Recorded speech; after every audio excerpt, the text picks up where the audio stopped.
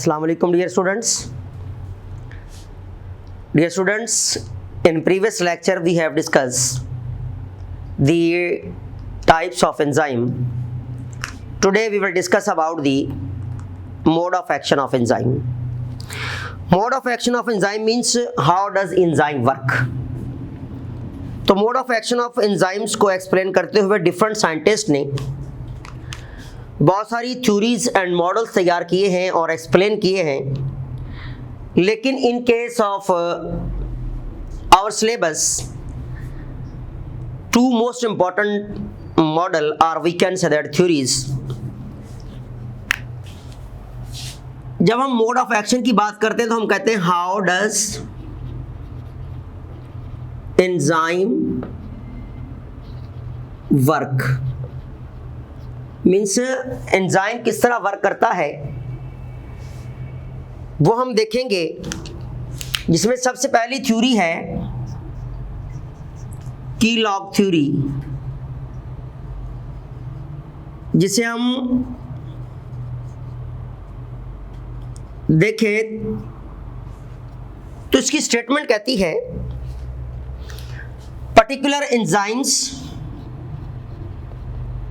particular enzymes acts upon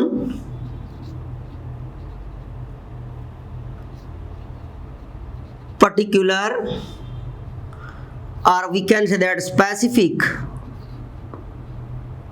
substrate. जिस तरह एक as enzyme as specific, or we can say that particular specific or particular lock can be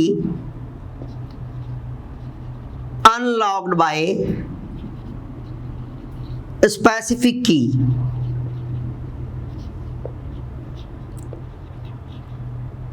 जिस तरह अब particular enzyme particular substrate, और we can say that specific substrate.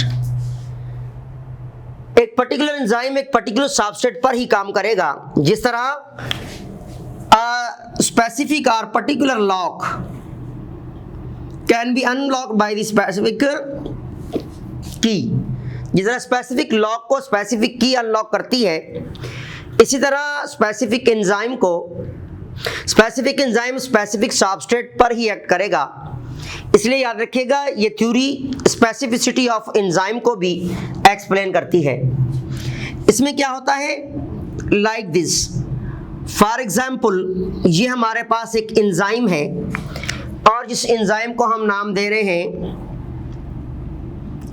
Lipase enzyme, लेकिन substrate में यहां पर लिपिड्स भी हैं as well as protein molecules भी हैं. These are the lipids. ये हमारे पास क्या है, लिपिड्स हैं, और ये हमारे पास प्रोटीन्स हैं. अब देखिए एंजाइम हमारे पास कौन सा है, लाइपेज. इट मीन्स लिपिड्स पर एक्ट करने वाला. तो याद रखिएगा ये लिपिड्स मॉलिक्यूल्स को ही अट्रैक्ट करेगा और लिपिड मॉलिक्यूल पर ही काम करेगा.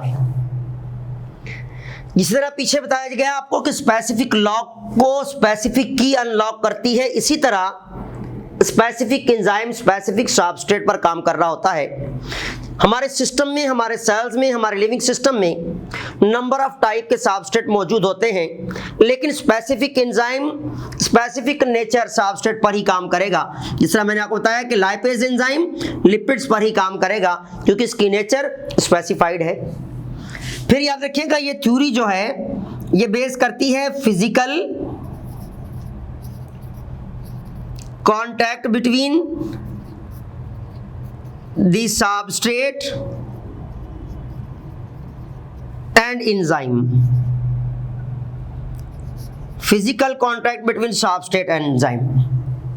और ये पॉइंट आपके एंटी टेस्ट में 2 से 3 बार रिपीट हो चुका है कि जितने भी एंजाइम है, जब वो फिजिकली सबस्ट्रेट से मिलेंगे तब रेट ऑफ रिएक्शन कैटलाइज होगा, अदरवाइज कैटलाइज नहीं हो सकता।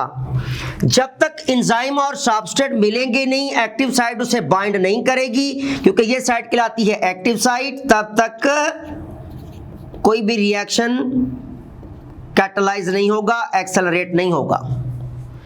इसलिए याद रखना कि थ्योरी जो है की log theory based upon physical contact, जैसा कि जब तक आप किसी पर्टिकुलर लॉक में की को फिट नहीं करेंगे तब तक लॉक जो है वो अनलॉक नहीं हो सकता। और हर किस्म की जो है वो आप किसी स्पेसिफिक लॉक में फिट नहीं कर सकते। इसी तरह स्पेसिफिक एंजाइम भी स्पेसिफिक सबस्ट्रेट पर काम करता है। अब इसी जो है वो मोड ऑफ एक्शन को आगे एक्सप्लेन करते हुए एक न्यू मॉडल तैयार किया था साइंटिस्ट ने, इसे कहते हैं induced fit model. Induced fit model का नाम देते हैं। अब देखिएगा, इंड्यूस्ड फिट मॉडल जिसे हम खॉशलैंड मॉडल भी कहते हैं, क्यों कहा जाता है? क्योंकि इस मॉडल को जो एक्सप्लेन करने वाला साइंटिस्ट था उसका नाम था खॉशलैंड, और खॉशलैंड ने ये मॉडल बनाया था। और इसकी जो स्टेटमेंट है, इसकी स्टेटमेंट कहती है कि while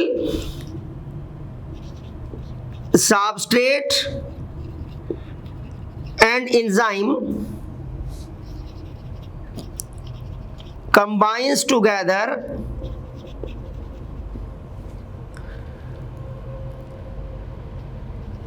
it induce change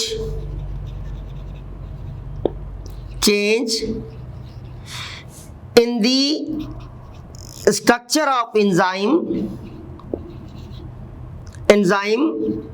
which enable the enzyme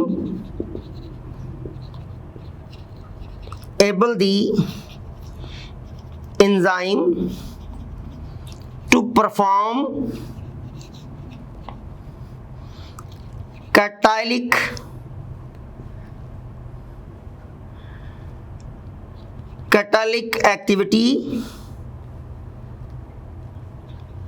activities effectively।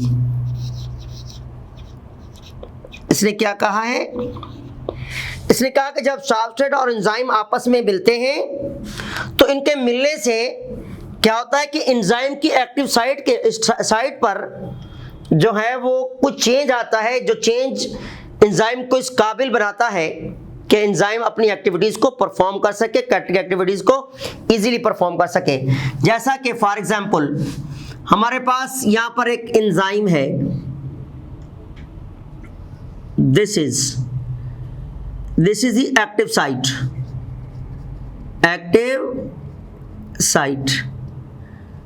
अब एक्टिव साइट वो रीजन होती है जहां से एंजाइम सबस्ट्रेट को कैप्चर करता है और उसे ब्रेक डाउन करता है। For example this is the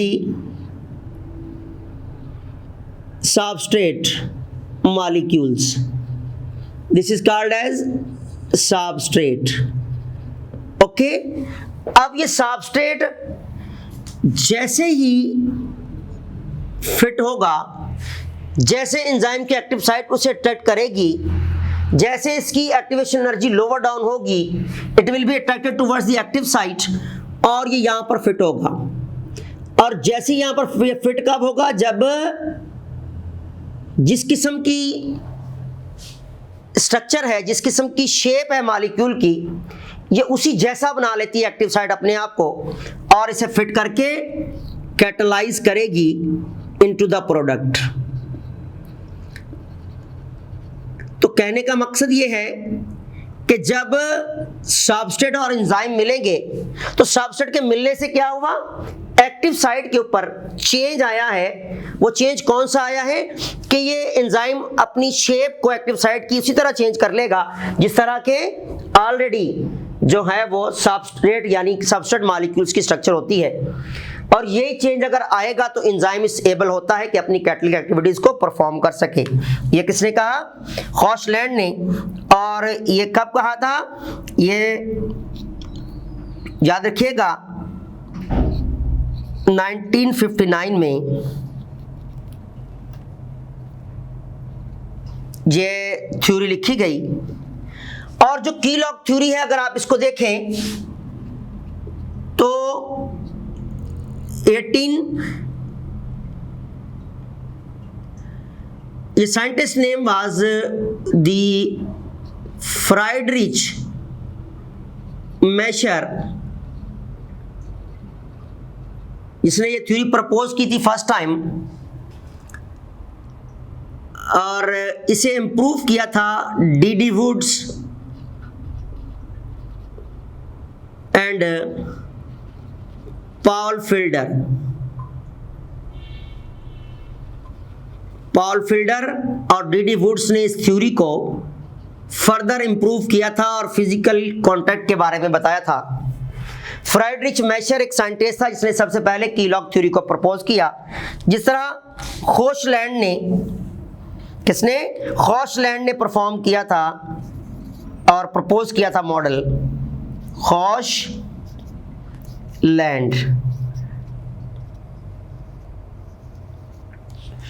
और कब? इन केस ऑफ 1898 में यह थ्योरी पेश की गई। इसे इंप्रूव किया बाद में। इंप्रूवमेंट लाने वाले साइंटिस्ट कौन थे? Improved by these two scientists, Paul Fielder and D Woods. तो ये हमारे पास मोड ऑफ एक्शन था। नेक्स्ट में हम देखते हैं the factor affecting upon the enzyme activity. अब हमने देखने factors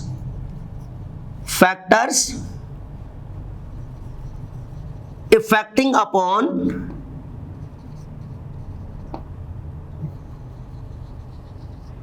enzyme activities, enzymes activity. वो फैक्टर जो एंजाइम की एक्टिविटीज पर असरअंदाज होते हैं वो हमने देखना है। तो enzyme you know very well specified nature है, so enzymes will be affected by the number of factors, जिनमें सबसे पहले अगर हम देखें तो इफेक्ट ऑफ सबस्ट्रेट, देन हमारे पास सेकंड वन है effect of temperature, then next one है effect of the cofactor, coenzyme, activators and inhibitors. Next one है द इफेक्ट ऑफ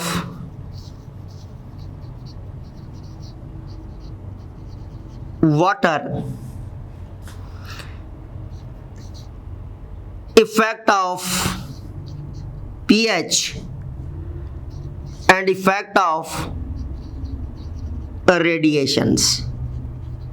ये वो फैक्टर हैं जो एंजाइम की एक्टिविटीज के ऊपर असरअंदाज हो रहे होते हैं, जिनमें सबसे पहले हम देखेंगे the effect of substrate, effect of substrate. You know very well substrate ऐसे मटेरियल जिन पे एंजाइम एक्ट करते हैं, ऐसे मटेरियल को हम सबस्ट्रेट का नाम देंगे। तो जब हम इफेक्ट ऑफ सबस्ट्रेट की बात करते हैं तो याद रखिएगा up to certain limit rate of reaction directly proportional to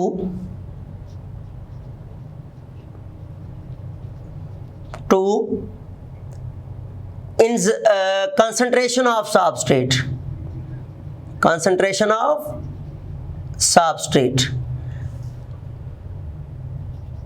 up to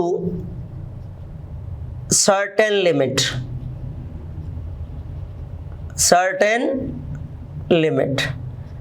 एक खास लिमिट तक सबस्ट्रेट और एंजाइम जो है वो डायरेक्ट प्रोपोर्शन रखते हैं। इट मींस सबस्ट्रेट के बढ़ने से जो है वो रेट ऑफ रिएक्शन भी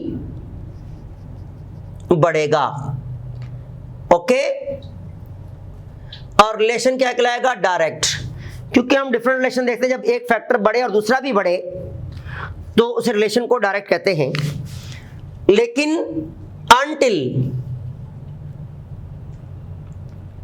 until saturation, until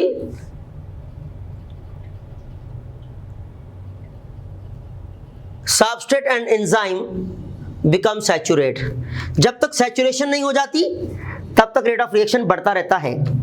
लेकिन याद रखिएगा, ओवर कंसंट्रेशन काज रिटार्डिंग इफेक्ट। कौन से इफेक्ट आते हैं? रिटार्डिंग इफेक्ट्स आते हैं कि ओवर कंसंट्रेशन हो जाएगी तो rate of reaction will B retard, means decline होना शुरू हो जाता है।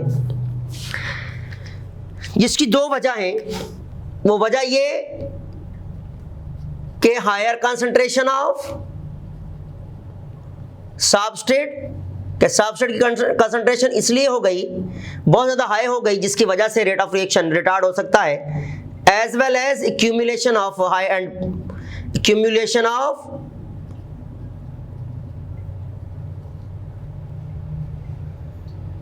हाई प्रोडक्ट या हाई एक्यूमुलेशन ऑफ प्रोडक्ट।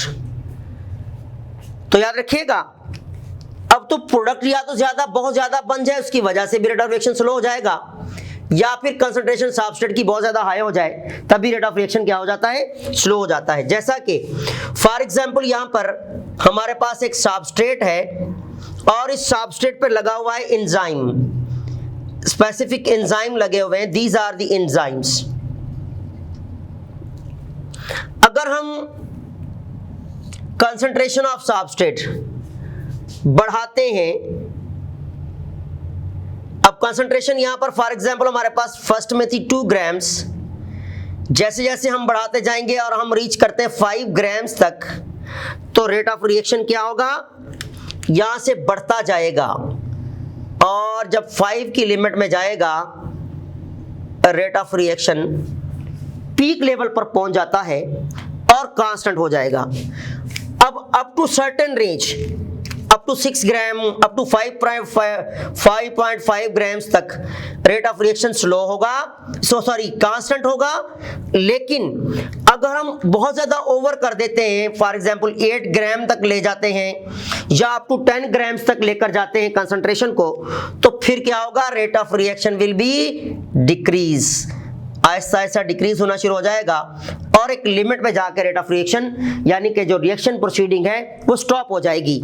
तो याद रखना कि अप टू सर्टेन लिमिट्स, अब 5 ग्राम्स तक रेट ऑफ रिएक्शन क्या था? डायरेक्ट प्रोपोर्शन था। रेट ऑफ रिएक्शन 5 ग्राम्स पर आकर पीक लेवल पर चला गया, then there was no effect. लेकिन बहुत ज्यादा ओवर कंसंट्रेशन हो गई, तो ओवर कंसंट्रेशन से क्या होगा? रेट ऑफ रिएक्शन बजाय के बढ़ने के डिक्लाइन होना शुरू हो जाएगा। यहां क्या होगा? Rate of reaction over concentration है तो rate of reaction will be decrease हो जाएगा। लेकिन अप टू सर्टेन लिमिट्स तक क्या हो रहा था? रेट ऑफ रिएक्शन इंक्रीज हो रहा था, रेट इंक्रीज हो रहा था और 5 और 6 तक आकर मुकम्मल सैचुरेशन हो गई, रेट पीक लेवल पर पहुंच गया। This is the peak level of rate of reaction. लेकिन जैसे जैसे कंसंट्रेशन मजीद बढ़ती गई, रेट ऑफ रिएक्शन कम होता जाएगा और एक लेवल पर आकर रेट ऑफ रिएक्शन रुक जाएगा, मींस रिएक्शन प्रोसीड होना बंद कर देगा। तो याद रखिएगा, एक स्पेसिफिक लिमिट तक डायरेक्टली प्रोपोर्शन है किसका? रेट ऑफ रिएक्शन का सबस्ट्रेट कंसंट्रेशन से। कब तक? जब तक ये आपस में मुकम्मल तौर पर सैचुरेट नहीं हो जाते। लेकिन बहुत ज्यादा ओवर कंसंट्रेशन हमने देखा रिटार्डिंग इफेक्ट दे रही है। वो इफेक्ट क्यों आ रहे हैं? एक तो सबस्ट्रेट कंसंट्रेशन अगर बहुत हाई हो जाए तब रेट रिवर्स हो जाएगा, स्लो हो जाएगा, या फिर एंड प्रोडक्ट इतनी ज्यादा बन जाए कि वो एंजाइम की एक्टिव साइट को ब्लॉक करना शुरू कर दे, तो तब भी याद रखिएगा रेट ऑफ रिएक्शन जो है वो स्लो डाउन होना शुरू हो जाता है। देन हमारे पास नेक्स्ट वन फैक्टर है, that is the effect of temperature. Effect of temperature, याद रखिएगा टेम्परेचर जो है एक ऐसा फैक्टर है जो all over living either non living जितने भी मटेरियल्स हैं सबके ऊपर असरअंदाज होता है। लेकिन जब हम स्पेशली बात करते हैं एंजाइम्स की और लिविंग सिस्टम में, तो याद रखिएगा अब इसमें 3 लेवल्स होते हैं टेम्परेचर के। एक होता है ऑप्टिमम, दूसरा होता है मिनिमम और तीसरा होता है मैक्सिमम। याद रखिएगा किसी भी लिविंग सिस्टम के अंदर एंजाइम एक्टिविटी के लिए जो टेम्परेचर होता है optimum, that is 37 degree centigrade, जो near by equal to 98.6 degree Fahrenheit. Okay, और दूसरा जो है अगर टेम्परेचर इससे लो होगा और अप टू आ जाएगा 0, इसे कहेंगे मिनिमम टेम्परेचर। बहुत ज्यादा हाई हो जाए, अप टू 100 तक रीच कर जाए, तो इसे कहेंगे मैक्सिमम टेम्परेचर। तो याद रखना ऑप्टिमम टेम्परेचर पर क्या होंगे? एंजाइम्स फुली एक्टिव हो जाते हैं। enzymes fully active and they will perform their activities. और in case of the 0 degree temperature और 0 degree temperature पर क्या होता है? enzyme become inactive. enzyme क्या हो जाएंगे? inactive हो जाते हैं। और 100 पर जाकर एंजाइम क्या होंगे? डिस्ट्रॉयड हो जाते हैं, और we can say that denature हो जाएंगे, क्योंकि बहुत ज्यादा हाई टेम्परेचर एंजाइम्स के अंदर प्रोटीन्स के बॉन्ड्स को ब्रेक करना शुरू कर देते हैं, जिसकी वजह से एंजाइम मुकम्मल तौर पर डीनेचर हो जाते हैं। याद रखना ये तो ऑप्टिमम टेम्परेचर था, specially for what? For human enzymes. ये था इन case of human being. In case of human being. लेकिन इसी के मुकाबले में अगर आप देखें तो कुछ ऐसे बैक्टीरिया जिनके लिए ऑप्टिमम टेम्परेचर जो है आपकी बुक में दिया हुआ है कि वो नियर बाय 67 अप टू 70 की रेंज होता है, जिन्हें थर्मोफिलिक बैक्टीरिया कहते हैं। फॉर एग्जांपल यहाँ पर जब अगर इसका हम ग्राफ देखें तो ये हमारे पास टेम्परेचर जब 0 डिग्री पर था तो एंजाइम इनएक्टिव थे, रेट ऑफ रिएक्शन बढ़ ही नहीं रहा था। जैसे जैसे टेम्परेचर बढ़ता गया और टेम्परेचर ने रीच किया अप टू 37 डिग्री सेंटीग्रेड तक, तो रेट ऑफ रिएक्शन बढ़ना शुरू हुआ and rate will be reach to maximum. 37 पे जाकर रेट ऑफ रिएक्शन क्या हो जाएगा? मैक्सिमम हो जाएगा। सो अब देखिए 0 डिग्री टेम्परेचर पर रेट ऑफ एंजाइम इनएक्टिव थे, रेट हमारा 0 था रिएक्शन का, या बहुत ज़्यादा स्लो था। जैसे जैसे टेम्परेचर बढ़ता गया 37 डिग्री पर पहुंचा तो रेट ऑफ रिएक्शन हो गया मैक्सिमम। इसी तरह जब टेम्परेचर मजीद बढ़ता जाएगा और टेम्परेचर रीच कर जाता है अप टू 100 डिग्री सेंटीग्रेड तक, जिसे हम कहते हैं मैक्सिमम टेम्परेचर, तो याद रखिएगा rate of reaction will B slower down और रेट ऑफ रिएक्शन हो जाएगा दोबारा फिर 0, क्योंकि यहां पर एंजाइम क्या हो गए, यहां एंजाइम हो गया डीनेचर, ठीक, और यहां पर एंजाइम थे एक्टिव, फुली एक्टिव, और जब 37 टेम्परेचर था और जब 0 था तो एंजाइम थे इनएक्टिव। श्योर है जब इनएक्टिव हैं तो वो रेट ऑफ रिएक्शन को कैटालाइज नहीं करेंगे, जिसकी वजह से रेट ऑफ रिएक्शन नहीं बढ़ेगा। तो एक सर्टेन लिमिट तक याद रखिएगा, रेट ऑफ रिएक्शन भी टेम्परेचर से डायरेक्ट रिलेशन रखता है up to certain limit. Means 0 से ऊपर की तरफ लेकर जाएंगे तो rate of reaction will be increase. यहां पर क्या होगा, रेट ऑफ रिएक्शन बढ़ रहा था, और जैसे ही रेट ऑफ रिएक्शन कम होगा, जब ऑप्टिमम से ऊपर जाना शुरू करेगा temperature, rate of reaction will be decrease. तो याद रखिएगा यहां पर भी एक लिमिट तक डायरेक्ट रिलेशन होता है, टेम्परेचर के बढ़ने से एंजाइम की एक्टिविटीज बढ़ती हैं, लेकिन आफ्टर दैट जैसे ही टेम्परेचर बहुत ज्यादा ओवर जाना शुरू करेगा, रेट ऑफ रिएक्शन रिवर्स में आना शुरू हो जाता है। That is called as the higher temperature और मैक्सिमम टेम्परेचर, जो कि 100 होता है। इसमें कोई भी प्रोटोप्लाज्म मुकम्मल तौर पर डीजेनरेट हो जाएगा, उसके सारे एंजाइम्स डीजेनरेट हो जाएंगे और एंजाइम विल बी, जितने एंजाइम है वो डीनेचरिंग हो जाएगी, डिस्ट्रक्शन हो जाएगी, और लिविंग सिस्टम लाइव एक्टिविटीज को छोड़ देगा। इट मींस कोई भी प्रोटोप्लाज्म जिंदा ही नहीं रहता 100 डिग्री टेम्परेचर पर। सो ये हमारे पास था इफेक्ट।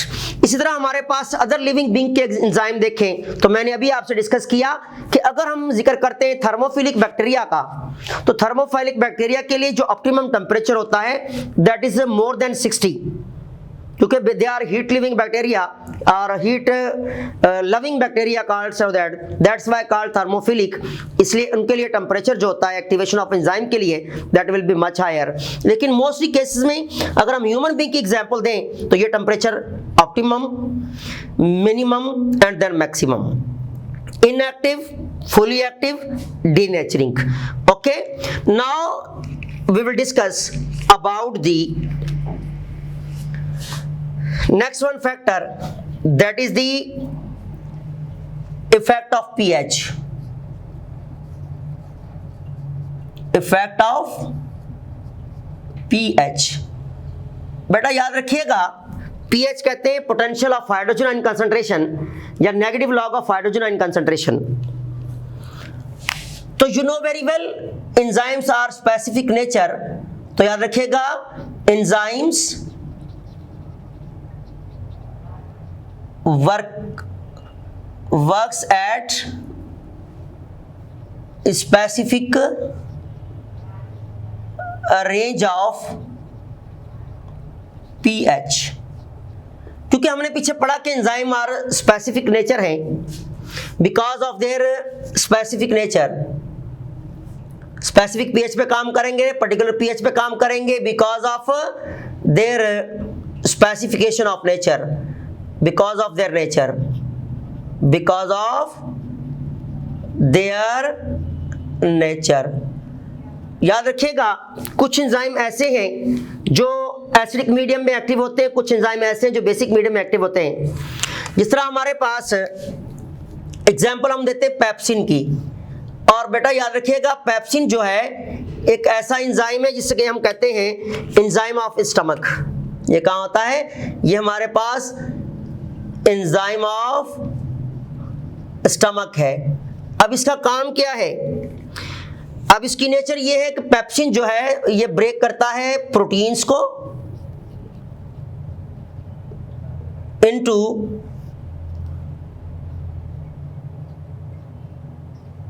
पेप्टाइड्स में, इसे हम कहते हैं short chain peptides. Short chain peptide का नाम देंगे। अब आपको पता होना चाहिए हमारा जो स्टमक है, स्टमक की जो पीएच होती है दैट इज कंडीशन होती है एसिडिक, और एंजाइम के लिए जो पीएच होती है पेप्सिन के लिए, पेप्सिन एक्टिव होता है 1.4 पीएच से लेकर अप टू 2 पीएच लेवल तक, मेनली 1.4 से एक्टिवेट हो जाता है। इसी तरह हमारे पास दूसरी एग्जांपल अगर हम लें तो that is the example is the amylase, जो कि एंजाइम आपको पता होना चाहिए हमारे सलाइवा में भी होता है और पैंक्रियाटिक जूस में भी। अब इसका क्या काम है? इसका काम होता है स्टार्च को ग्लूकोज में कन्वर्ट करना होता है, are into glucose and sucrose.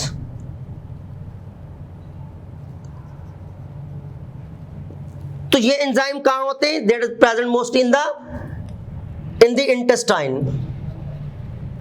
और इंटेस्टाइन का जो मीडियम होता है दैट इज बेसिक। स्टमक का मीडियम क्या था? एसिडिक, और यहां पर कौन सा मीडियम है? बेसिक। अब इंटेस्टाइन के एंजाइम को अगर अमाइलेज को उठा के हम कहां ले जाएंगे? इनटू द स्टमक, तो ये इनएक्टिव हो जाएगा।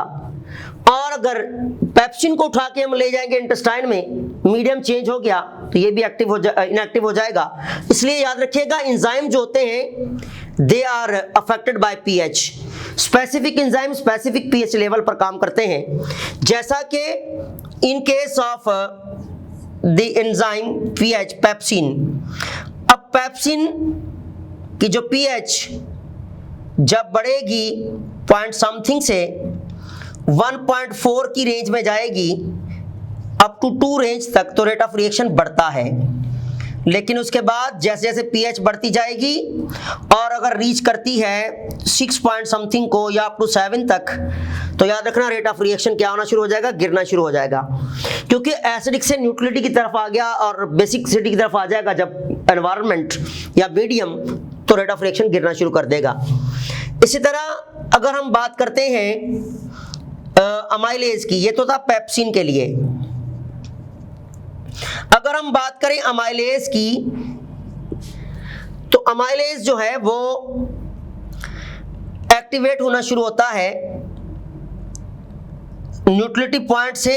जैसे ही जब आगे पीएच जाती रहेगी, तो जो पीएच 8 to 9 के दरमियान है, तो रेट ऑफ रिएक्शन मैक्सिमम होगा। जैसे जैसे पीएच वैल्यू और बहुत ज्यादा बढ़ती जाएगी, इट मींस न्यूट्रलिटी की तरफ जाएगी, रेट ऑफ रिएक्शन फिर नीचे आना शुरू हो जाएगा। तो जैसे मीडियम चेंज होगा तो rate of reaction means affect करेगा, यानी पीएच वैल्यू चेंज होगी, और पीएच वैल्यू के चेंज होने से रेट ऑफ रिएक्शन भी चेंज हो जाता है। अब पीएच 4 पे काम कर रहा था एसिडिक मीडियम में एंजाइम, और 8 की रेंज में नियर बाय 8 पॉइंट समथिंग और 8 की रेंज में मैक्सिममली काम कर रहा था अमाइलेज। अब जैसे ही पीएच वैल्यू बढ़े या पीएच वैल्यू कम हो जाए, तो जैसे ही मीडियम की पीएच वैल्यू चेंज होगी तो रेट ऑफ रिएक्शन भी इफेक्ट होना शुरू हो जाता है। सो एंजाइम जो होते हैं they are working according to specification of nature upon specific substrate. Okay, now we will discuss about the few MCQs regarding।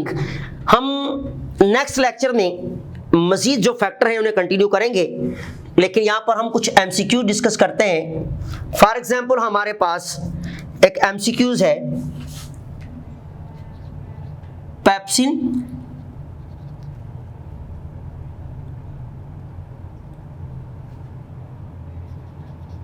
Active in option A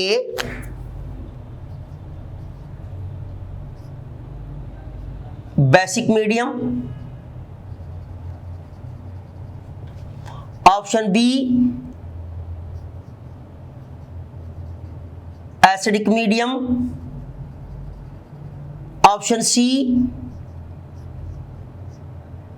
alkaline medium,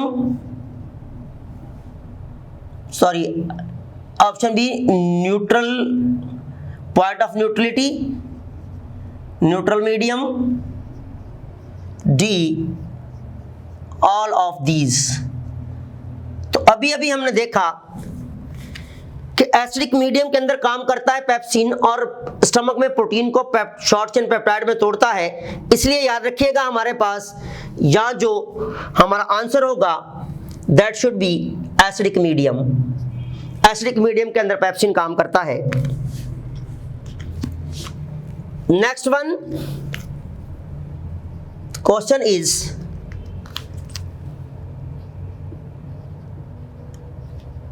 enzymes are a specific nature,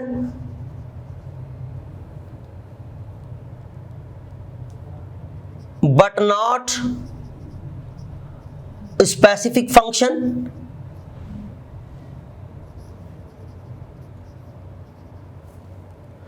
function or action.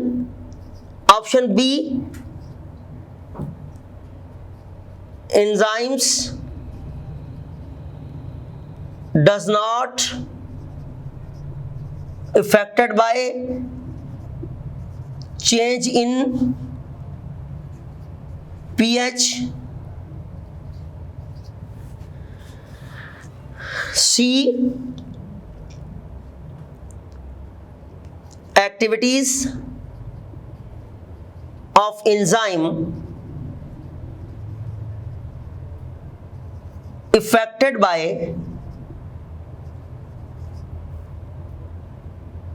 change in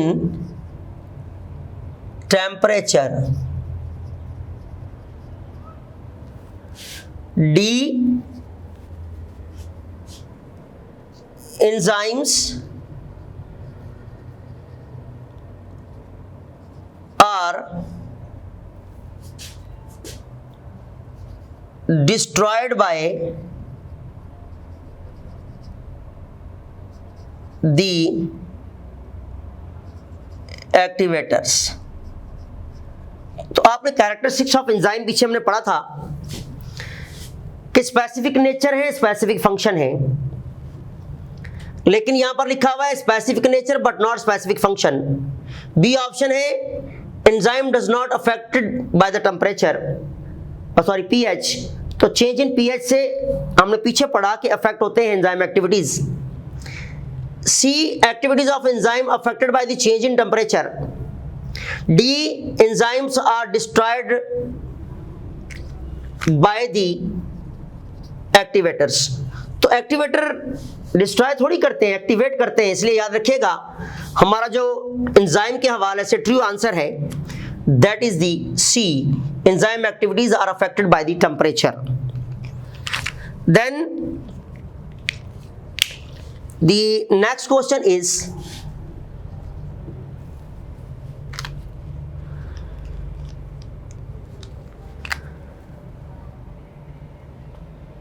Kelock theory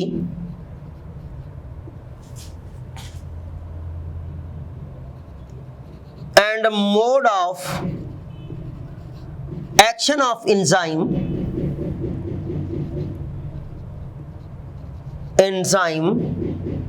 or enzymes depends upon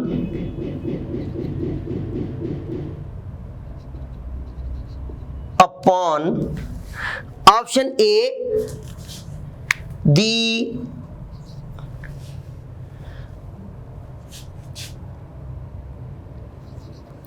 chemical change in the active site, B, substrate and enzyme does not comes in contact, then option C,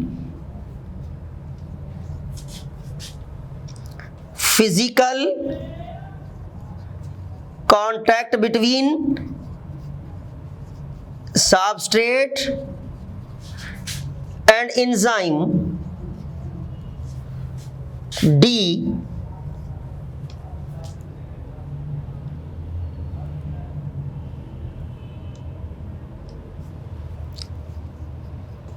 of these, तो याद रखिएगा की log theory जो है हमने पीछे पढ़ा था कि बेस करती है physical contact between substrate and enzyme. तो ऑप्शन ए हमारे पास था chemical change in the active site, ऐसा हो नहीं सकता, रिमेन कंजर्व एंजाइम। बी, कोई फिजिकल चेंज जरूर आ सकता है, substrate and enzyme does not comes in contact, ऐसा भी नहीं है, विदाउट कॉन्टैक्ट काम ही नहीं होगा, मोड ऑफ एक्शन हो ही नहीं सकता, एंजाइम वर्क करेंगे नहीं। Option C, physical contact between substrate and enzyme, and option D, all of these answer हमारा पॉसिबल नहीं है, इसलिए हमारे पास जो ऑप्शन होगा that should be C as the correct answer, कि फिजिकल कॉन्टैक्ट सबस्ट्रेट और एंजाइम के दरमियान होगा तो रिएक्शन प्रोसीड होगा, अदरवाइज नहीं हो सकता। देन हमारे पास नेक्स्ट वन क्वेश्चन है, that is the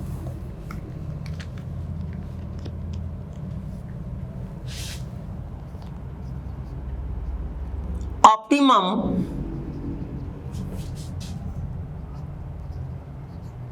temperature for enzymes activation in human being